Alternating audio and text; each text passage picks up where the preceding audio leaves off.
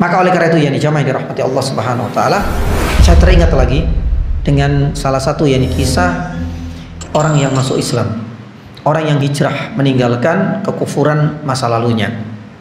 Ya. Dan kisahnya ini juga pernah dimuat ya, nanti bisa dicek. Namanya Jules Underwood. Jules Underwood ini adalah seorang petualang. Ya, dalam bahasa Arabnya namanya mughamir, Pak ya. Suka berpetualang ke sana kemari. Dia suka berrekreasi yang kita kenal dengan traveler, suka traveling ke sana kemari. Hampir seluruh negara sudah pernah ia singgahi. Tapi negara-negara non muslim tentunya.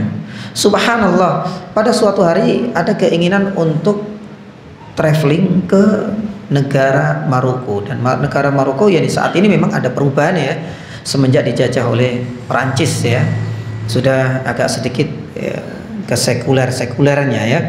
Nah, tapi paling tidak syiar-syiar Islam itu masih ada, corak-corak Islam itu masih bisa dijumpai di mana-mana.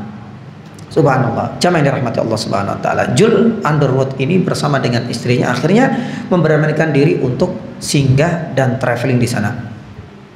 Ketika sampai di sana, dia mendapatkan buku panduan ya, sebagaimana seorang wisatawan ya. Kalau wisatawan datang itu kan pasti kalau nggak ada guide ya ada buku panduan.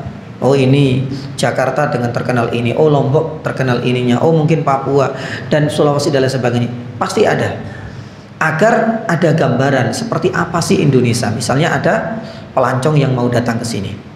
Pun demikian, karena ini adalah negara yang masih hijau-royo-royo, masih baru bagi Jules Underwood, dia dikasih buku panduan. Tapi ada yang agak sedikit aneh dan janggal. Kenapa demikian jamaah dirahmati Allah?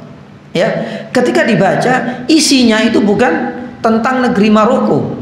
Qadarullah. Yang dibaca itu adalah kisah-kisah tentang masa lalu, ada umat-umat terdahulu, ada para nabi dan lain sebagainya. Jadi ini yang qadarullah didapati oleh Jules Underwood. Jadi selama city tour ya, biasanya kan mereka harus menghabiskan waktunya ya sampai habis masa untuk tinggal di sana. Selama city tour dia lebih banyak menyibukkan untuk membaca buku yang dikasih itu secara free, secara gratisan itu. Karena dia tertarik sekali, kisahnya unik ya. Baru kali ini beliau seorang traveler ya, ketika datang ke suatu negara kok ternyata dapat buku gratis dengan kisah-kisah yang banyak.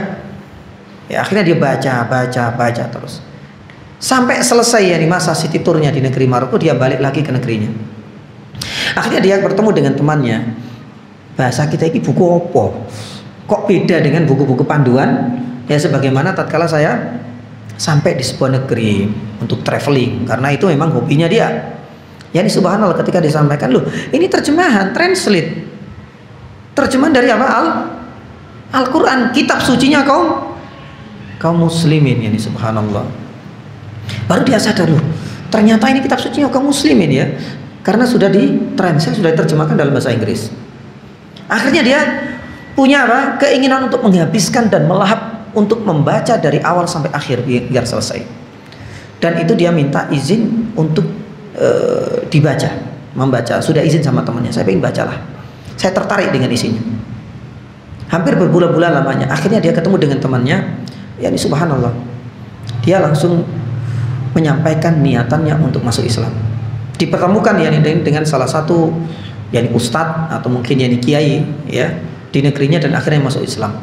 Dia menuturkan, subhanallah ya, selama ini setiap kali aku singgah di suatu negeri untuk tujuan dan memuaskan hobiku untuk traveling, katanya, itu selalu aku dapati buku panduan ya, untuk bisa menggambarkan bagaimana negeri dunia.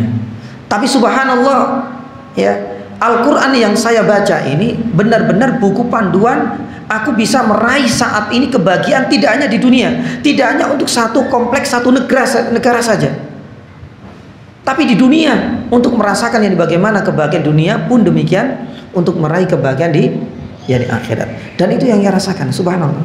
Aku nggak pernah mendapatkan yakni enaknya membaca, nyamannya, tentramnya, dan bahagianya hati ini ketika membaca Al-Quran. Dan memang benar, yakni panduan ini mengalahkan buku-buku panduan yang saya dapatkan setiap kali aku singgah di suatu negara. Dan inilah bukti bahwasanya Al-Quran, subhanallah, adalah buku panduan tidak hanya untuk mendapatkan kepuasan, untuk bisa mendapatkan kepuasan di suatu negara, tapi mendapatkan kebahagiaan, kepuasan di dunia pun, kegembiraan dan keselamatan nanti di akhirat.